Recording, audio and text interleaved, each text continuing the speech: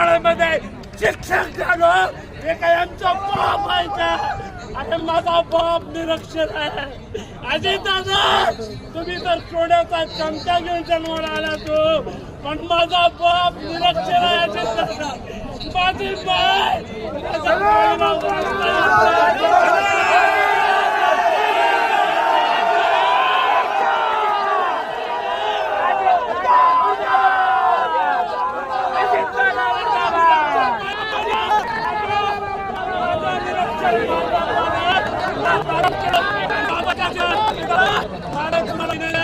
तुमच्या लेखाला म्हणजे तुमच्या बोला